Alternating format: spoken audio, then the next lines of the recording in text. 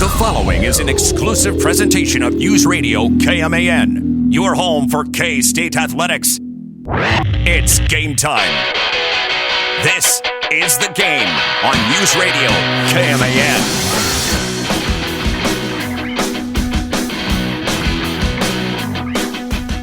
Well, last night, K-State was determined to make history. One way or the other. One way or the other, they were going to make history last night. That's either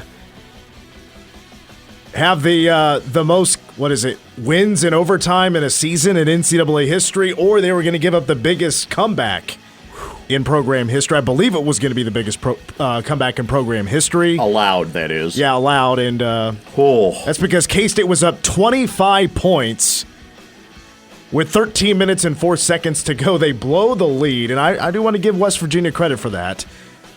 But the Cats found a way, down 4 with less than a minute to go, to tie it up. And when those triple zeros hit at the end of the second half, K-State had Josh Eiler and West Virginia right where they wanted them. Right where they wanted them. They know how to play the drama card, and they did last night. Cats survive against the worst team in the Big 12 by record. Final score 94-90 in Bramlage Coliseum. K-State's now won 2 in a row. They're 17-11, 7-8 in the Big 12. Welcome to the game. Mitch Fortner with Troy Coverdale, David G, and AJ Shaw's across our board wearing his lavender polo today. He'll also take your phone calls. 785-537-1350 is the phone number to call. Got a very special, actually 2 very special guests coming up here later this hour. We'll be joined by Manhattan High Wrestling coach Shawn Bammes and 120-pound state champion Caleb Hutchinson. They'll be stopping by to talk about winning the 6A crown, the 5th title in program history. So looking forward to that conversation, which will kick off here in about 20 minutes. Hour number 2, I do want to get into the whole court storming thing because it was a handful of years ago, K-State ran into its own major issue of an incident that happened during, actually there's been 2 incidents that have happened during court stormings that did make national headlines, and that K-State addressed. But I got to bring up the topic, is it now the time to get rid of court storming? We'll get to a Jabroni of the Week. That'll be in hour number 2. We'll ask us anything to wrap it up as well, but I wanted, of course, to just reflect and talk about yesterday's win over West Virginia to kick things off, because you want to talk about a tale of 2 halves. It doesn't get more tale of 2 halves than last night. In a win that K-State absolutely needed, could not afford the loss, and they flirted with both, blowing West Virginia out of the water, which they did in the first half, and then just about choke in the second half. The first half, K-State was unconscious from the field. It was the best the best shooting performance, it felt like, of the entire season, where K-State hits 11 threes in the first half. Could not miss. Arthur Kaluma, Tyler Perry, Day-Day Ames hit 3. Cam Carter, David Gasson was 1 for 1 from three-point range last night. The Cats were hot, and through one half was making a statement that for 2 straight games that the offense was improved. The guys are hitting shots. The second half, and by the way, K-State was up 22 points at halftime. 48-26. Second half rolls around. A little bit of a different story, but it took 7 minutes to get there, because K-State was able to just kind of go back and forth with West Virginia. I think K-State, actually really both teams, did a kind of a decent job of answering each other's buckets. But K-State found its largest lead with 13:04 to go, and they led 66-41 by 25 points. And then it became the Raekwon Battle show.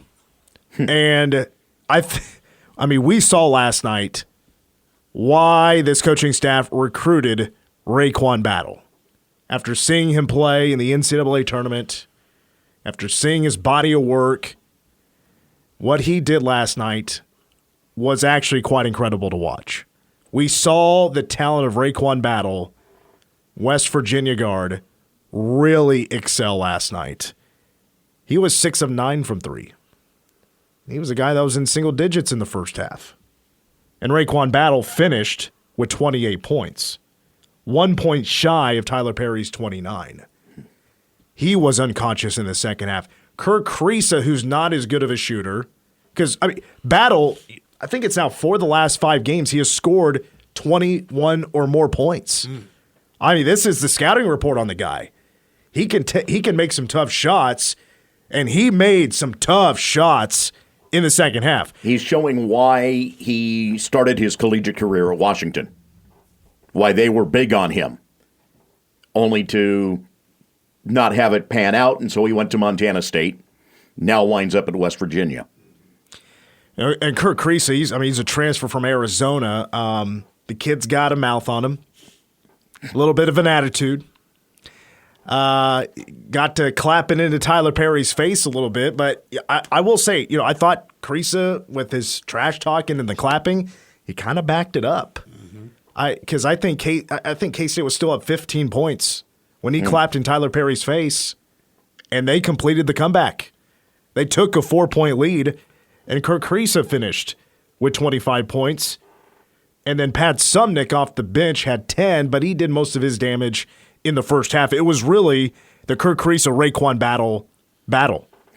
It was their efforts in the second half because they were hitting really tough shots. Kriisa was left a little bit more open. I will say though, K-State did a better job against Battle in the final minutes of the second half and into overtime. He still hit a really tough shot in overtime to keep West Virginia in it. Despite K-State, and get to this clip here from Jerome Tang. Play that before I get to my opinion next. Here's Tang about blowing the lead in the second half. There was a time there where I thought we were playing not to lose, and we got a little tight, and whether it was my play calls or just our demeanor in the huddles, I'll have to look at all of that. But thankful we got it to overtime, and I like the look in their eyes. When the buzzer sounded, we knew we were going to overtime. I was looking at guys that knew they were going to win. Well, the first part of that is I kind of agree. I will add that I saw a K-State team that went away from what they were in the first half. And it was like a mindset set in the second half. It's like, oh, we're up 25 points. We can grind a lot of this clock out. It's like you're not taking knees yet, but you're just running the ball up the gut to try to run out the clock. You know what I mean? Prevent defense. Yeah, and then K-State was a lot of one-and-dones. A lot of bricks, one-and-dones, or takes to the hoops, or there were more turnovers in the second half. K-State, offensively, the mentality got so far away from how good they were in the first half. It's like, I agree, I think they did settle a little bit. They got a little comfortable. And in the second half, West Virginia started to want it more. So each team had just went off in their own halves. But K-State being at home and their bad half happening in the second half really overshadowed K-State's work in the first half. At the end of the day, it looks like a 50-50 ball game because each team had a great half. K-State able to escape. So the moral, it almost feels like a moral victory in a way, but K-State did, at the end of the day, take care of business, but it was so close from a historic loss. Mm-hmm. It was almost the no doubt about it, final nail in the coffin, end of K-State season when it comes to an NCAA tournament possibility. Absolutely would have ended it right then and there. Mm-hmm. When you're up 25 with 13 minutes to go, and you can say, well, looking in the players' faces and I saw this or that. That's on the whole team. The coaching staff has to take some shots and some heat on this too. You don't blow a 25-point lead without you having to take some of the responsibility for that. I don't know. I don't think I've ever seen anything like that, and it's not on a group of the players solely. It's on that coaching staff as well. They should look in the mirror too and decide what is it. How do I properly motivate these guys, and how do I stay away from a situation like that again? If you can't come away with some answers, then we're in trouble. That was embarrassing. But it was awesome to see them come back and win the game. But that's 25-point lead, 13 minutes to go. It's over, 66-41. You should kick it into that cruise control, and you should be able to put a team away. But when it happens like that, and I know the historic shots that we're going to, that is, I think it's a double whammy and a perfect storm of things that happen together. And one of them being, you do have to say, congratulations to West Virginia. That was amazing. That was. I think I saw at one point they had 55 points in the second half. I mean that's amazing, man. 53. Yeah, I mean what the heck? That's crazy. And hats off to them. And that's part of it is the other team. They get to devise plans too, so you have to give them credit as well. It's not all on K-State, but to just I don't know. I felt like. Sometimes I feel like the focus sometimes is a little wayward.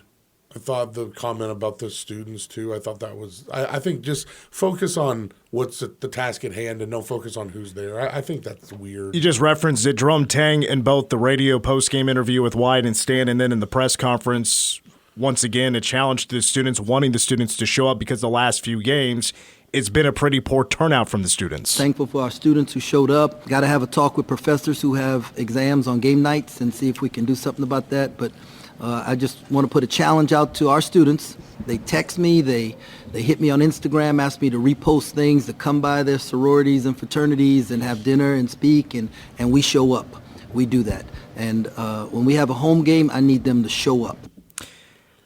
I'm actually kind of torn on that because I see kind of both sides of the argument. I really do because Sure.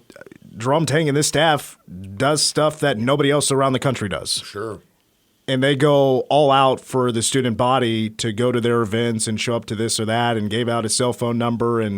But at the same time, I'm like, well, you also need to keep winning. That goes on everywhere else as well. If you're not winning, the people typically don't want to watch a team lose in person. Kind of sucks when that happens. Yeah. And right now you're trying to make a push to get back on the bubble even for an NCAA tournament. So take one less appearance at a fraternity or sorority. Worry about Instagram one thing less. And let's focus on what's going on. Honestly, I feel like he's trying to skirt responsibility for what happened. And I just know coach speak so well by now. And a coach is supposed to go, hey, the guys weren't focused, and that's part of my problem. I got to get these guys to put the pedal to the metal, blah, blah, blah. Do that instead of laying it all on them. I don't know. I'm bitter about this one. It's a tough spot to be in when you have a lead like that at halftime. And winning has been a struggle for you for the most recent portion of your schedule. Yeah, both teams went in that game losing 7 of 9. Mm-hmm. Correct. Because, and you were right in your point about essentially you're looking to just grind the clock out. Mm-hmm. It gets into guys' minds. Mm-hmm. And the focus wasn't there. You're dead on about that. But, yes, that's where the coaching staff has to do a better job of ensuring it, but good luck. We've seen that, honestly, that focus has not been a strength of this team through much of this Big 12 season. And I said that because, I just keep talking, the inner dialogue you have. This team is what it is at this point in the season, and asking that team to one day turn around and become a team that puts people away like that when they have the shot and stay focused. The team hasn't been able to do that all season, so I don't know why all of a sudden I, as a fan, am like, why can't they do that? They haven't been able to do that all season. So. Because you'd like to see an ideal situation. Yeah. And it hasn't been that. Right. But, again, now you've got a stretch here where if they're able to keep their focus, 3 big games in front of them, and the tournament. Yeah, and Cincinnati's the next game. It's at 6 o'clock on a Saturday evening, and it's a game that Mitch Palm has had this kind of game in the back of its mind for a few weeks now. It's like, honestly, don't have a clue in what direction that game is going to go. Because offensively, K-State has found a spark. I think that is clear. It is not long division. They're hitting shots. Yeah. This is a difference right now. They're hitting more shots. They're hitting more threes. TP, I think, is playing his best basketball right now. I've been very pleased in the last 2 games with Will McNair. And David Gasson continues to play really well. It's not hard to figure out what's going, what's better, what's working right now. Right. It's not the easiest explanation, but I think the simple answer is they're starting to make some shots. So a spark is there. Maybe they're giving up a little bit of good defense to really spark that offense, but I'm okay with that if it means they're going to start winning some games. But I don't know. It wasn't. I don't think I would use the word shocking to explain the way that all went down. I think it was more shocking about how lights out West Virginia was in the second half, but I think you could say the same thing for K-State in the first half. Sure. That was the third best game in program history of K-State shooting the three. Wow. Really? 15 threes, third most in program history. Wow. And Tyler Perry, 29 points, most as a Wildcat. Automatic. I mean, it looked great. But they needed every one. They did. It's so weird to try to explain this other than just saying K-State had a hot first half, West Virginia was hot in the second half. They met in the middle for overtime. That's what I'm going to tell myself. That's the what goal. I'm going to say. That's the goal every game. That's what I'm going to say. K-State now, they've played what? They've played 7 overtime games. Mm-hmm. So 1 more overtime, and they've played a whole nother game. Oh, my God. This season. Wow.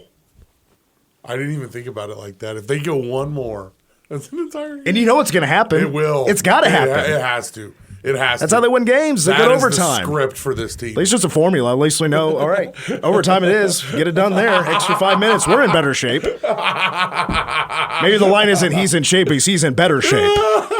Let's take a break. Very special guest coming in next. It is Manhattan High wrestling coach Shawn Bammes and 120-pound state champion sophomore Caleb Hutchinson will be in studio when we come back on the game. We're back on the game. Mitch Fortner with Troy Coverdale, David G., AJ Shaw. Now joined in studio by a couple of special guests. This past Saturday, they were crowned 6A state champions. Manhattan High wrestling coach Shawn Bammes and also 120-pound state champion in Caleb Hutchinson. Gentlemen, welcome into the studio. Congratulations on the title. Thank you. Appreciate it. Tell me about, Coach, just first of all, what it means to the program now that Manhattan High has a 5th title under its belt, winning the 2024 title, and the statement which you guys were, number 1 in the state for a long time this year. Yeah. We kind of had that thing all year of we haven't won anything yet. We were ranked first for the good chunk of the season, but we had to keep reminding ourselves that we haven't won it yet, so we still got to go earn it. And, to get to number 5 for Manhattan High is pretty exciting. What about the number of all 13 wrestlers qualifying for state? I know the regionals was a little bit different. I think the top 8 ended up going and qualifying for state. But having all 13 wrestlers qualify for state is truly special. Yeah, it is. And, we preach a lot about team, and that trophy we got held up at the end of the tournament was a team title, and all 13 that went scored points towards that title. So that was really important for us. We also have Caleb Hutchinson in studio and winner of the 120-pound individual state title. Tell me about your run this season and how your sophomore year was different from your freshman year because you changed from 106 pounds to 120 pounds. Was that a big adjustment for you? It was a little bit, wrestling bigger, more mature guys. Most of them are a lot older, coming from 106 to 120.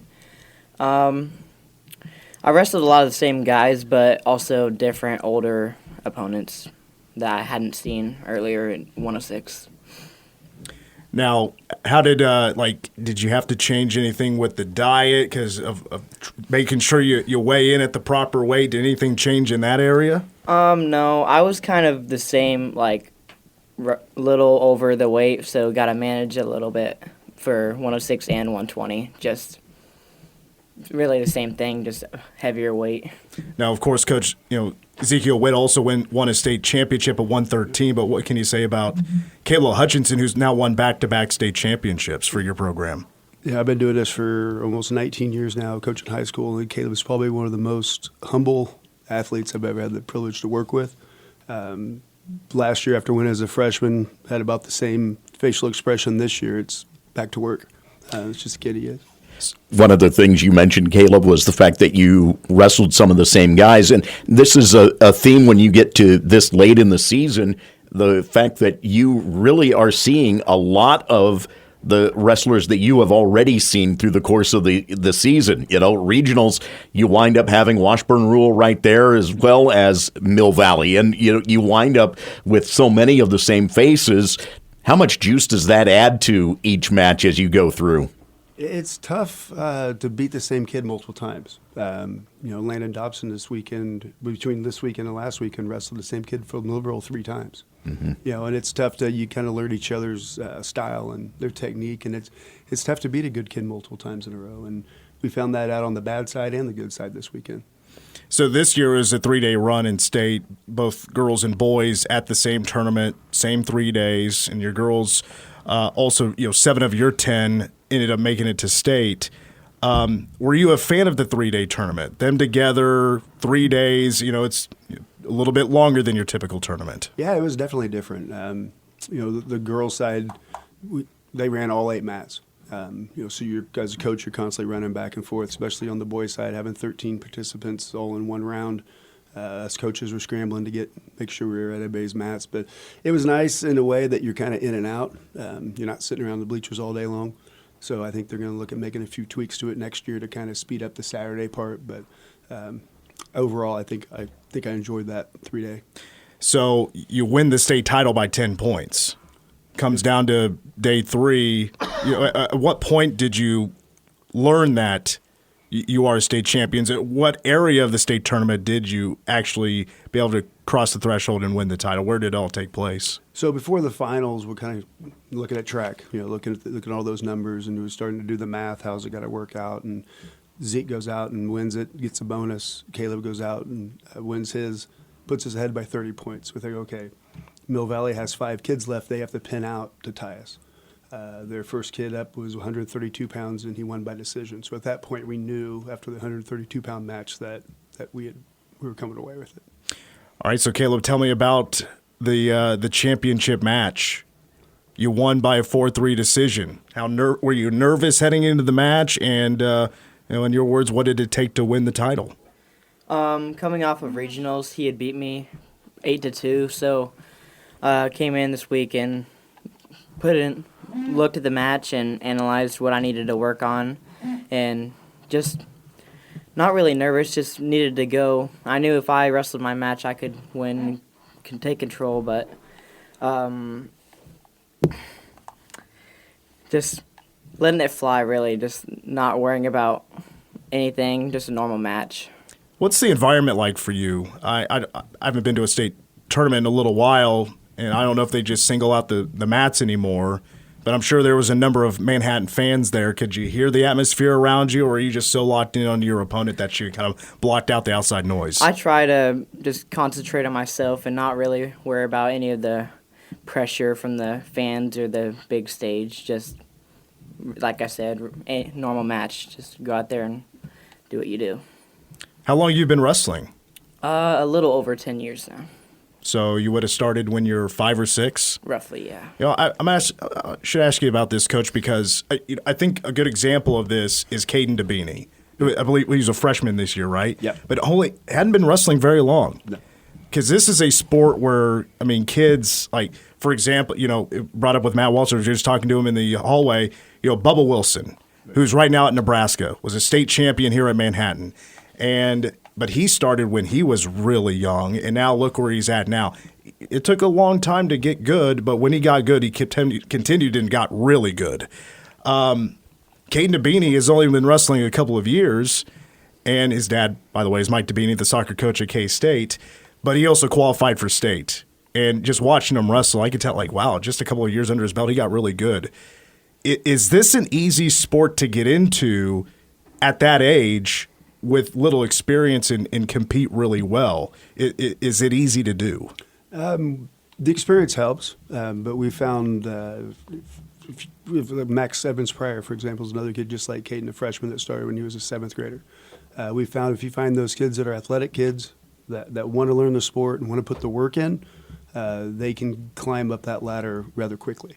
But it's putting that work in, and paying attention to practice and learning the technique and kind of learning that process. So it's different for every kid, but those that do show up and that want to learn and have that athletic ability. One of the things that has happened in terms of development now is that you have the girls program in the middle schools as well as the boys programs in the middle schools. Talk about that development and what that means going forward. It's going to be important. It's going to be huge for our program. With the middle schools having a standalone girls season, they've seen their numbers between both middle schools. We pushed over 60 girls out. A lot of that switch was now finally girls would just wrestle girls. Girls wouldn't have to wrestle boys. So we're seeing an explosion of that in the kids club and our youth club here in town as well as the middle schools, and it's coming up to us. So we're trying to get ahead of it and be ready. Speaking of the girls program, Sage Rosario is now a 3-time state champion. She came in, I believe she's in a military family, right? Yep. Moved in her freshman year and has never lost a match for your program. Undefeated, 3 years in a row, won a state championship.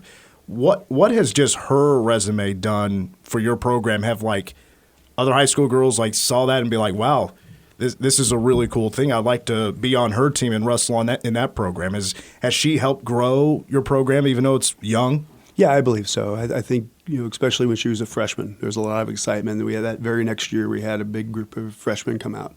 And we are seeing that growth within the program, and she has a lot to do with that. All right, so Caleb, how did we – first of all, what was the celebration, winning the title, not only for yourself but as a team? How did the guys celebrate? Came back and got a little bit to eat, just having fun.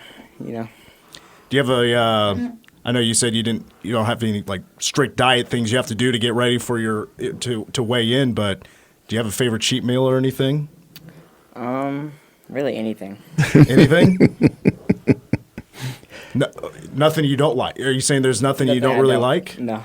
Okay. Well, good for you. I mean, yeah, your age, there's still some picky eaters out there. Yeah. Well, again, congratulations. And by the way, that while we have you in here, Caleb, I've only got to do this one other time, and I think this is really cool. We have this award that goes out every week called the KMAN Student Athlete of the Week, and I'm very pleased to tell you that you'll be this week's winner of that award. So we'll have a plaque to present to you a little bit later on, but I want to congratulate you on that, and congratulations again on your second title win. Thank you very much. Coach, expand a little bit further on your team this year, and I'd love to know the names that really stood out to you this year about maybe overall improvement to leadership and about these wrestlers that qualified for state and won a state title, and also on the girls' side that also qualified for state this year, about the names that stood out and that were had really special seasons. We have a bunch of them. Yeah, I bet. There's a few that we'll talk about a little bit that are always there doing the right thing. They're always showing up. Logan Lagerman, he get third. He was a junior, finished third 3 years in a row. Landon Dobson, the growth that he's made over the years, and really looking forward to him for his senior season. On the girls' side, Landis Leifer was able to go back, battle some sickness, was able to place the state tournament. And then Kayla, as a freshman, looking for some big things for her in the future. Got another question here for Caleb. How tough are Coach Bammes' practices? Because I know wrestling practices can get pretty intense. They're tough when we don't come in ready to work. The harder we push ourselves, the less zippers we're going to have to run. What's a zipper? A lot of running. 6 down and backs the length of the gym with agilities mixed in between. Okay, so basically basketball court baseline to baseline, is that what we're talking about? Yeah. Oh, that's not that bad, hush. Is it? Oh, hush. You got a minute and 5 to get it done. Oh, okay, so you're talking 6 down and backs in a minute and how long? Minute 5. I may need a few tries. Uh-huh. And that's actually something we've been doing here at Manhattan High since the 90s when I went here. So we've keeping that with us, keeping the tradition there. So it's a fun one. Manhattan High head coach of wrestling, Shawn Bammes, and 120-pound state champion, Caleb Hutchinson, is in studio. Caleb, so, I mean, wrestling can be a year-round sport.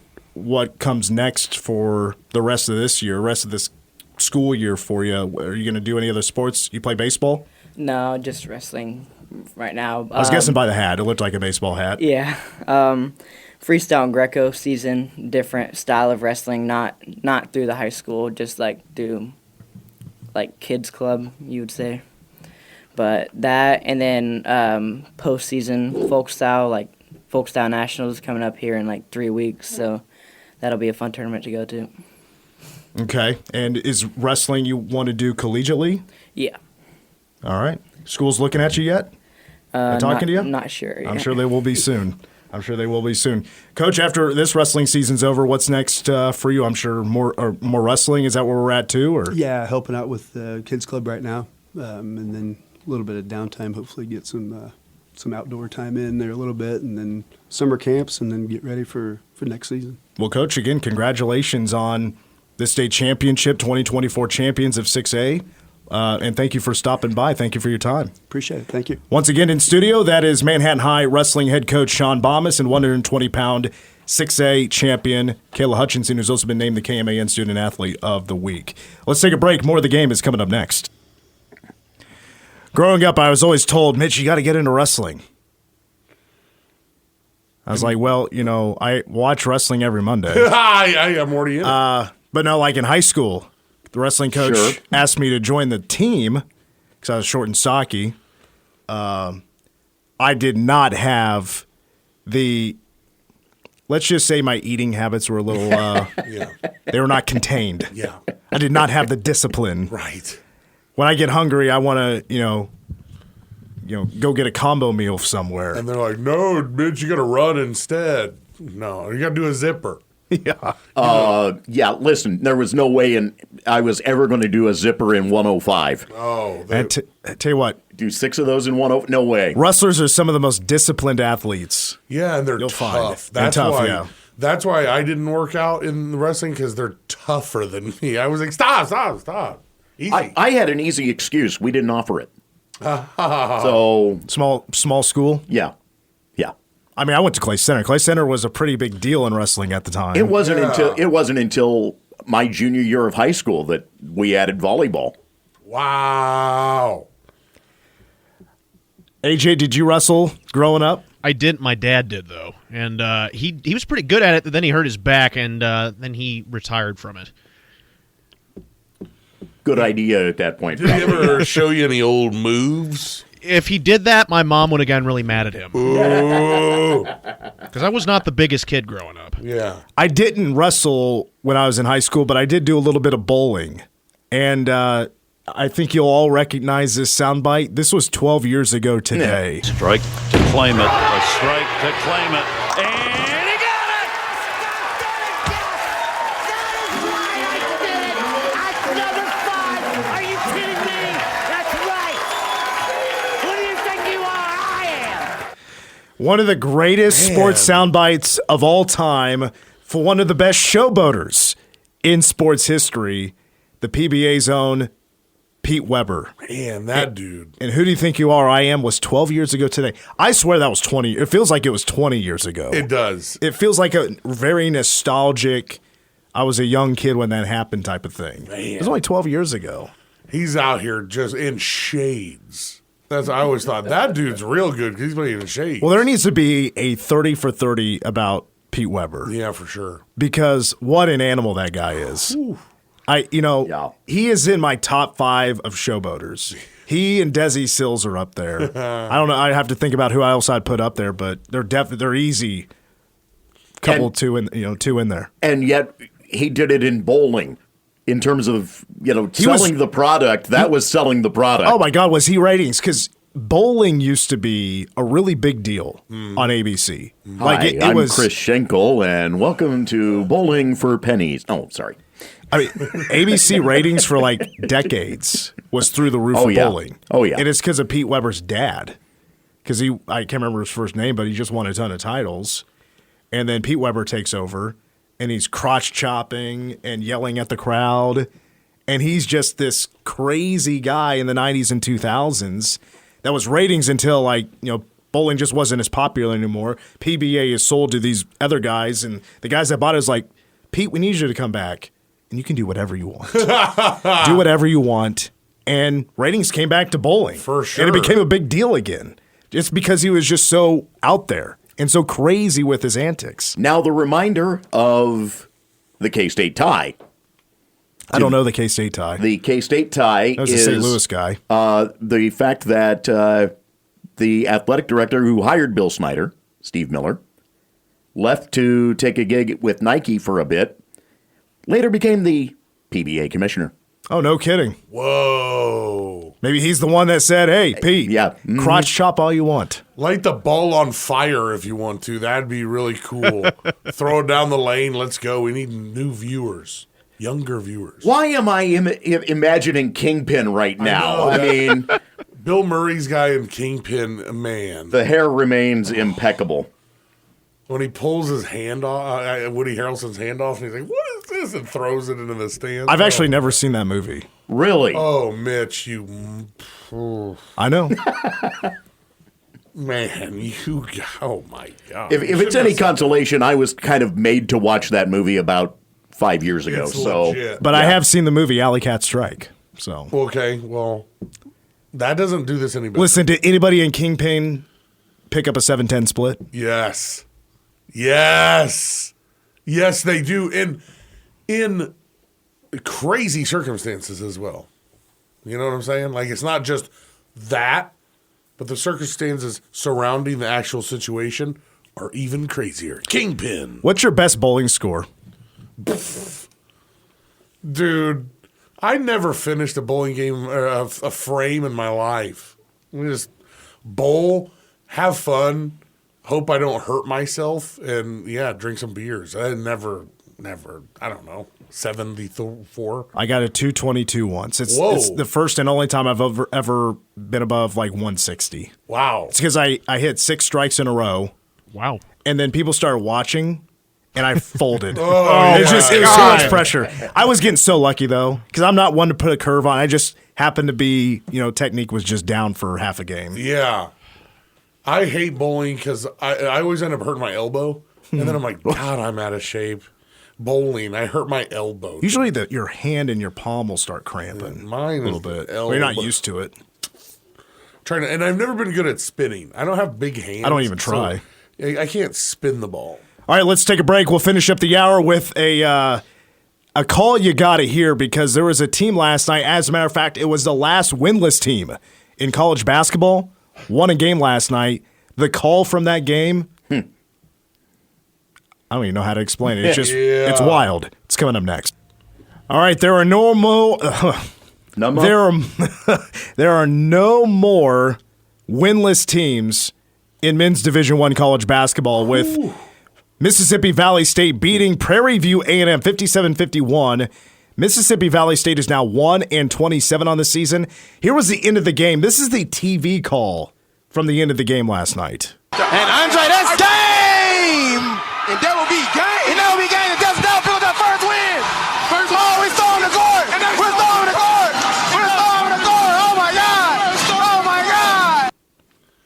So that was a Homer broadcast. That will be game.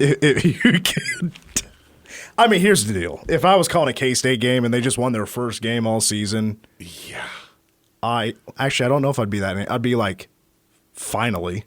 Oh. If you didn't say that'll be game, I'll be so disappointed. I might steal that. Yeah, that's a good one. Because I'm calling Manhattan Girls tonight. They host Topeka High, sub-state semi. Ooh-wee. Into the contest. That be game. I'm not as cool. I can't pull it off. No. I can't pull it off. You've got to be saying it at the top of your lungs, too. You got to be yelling it.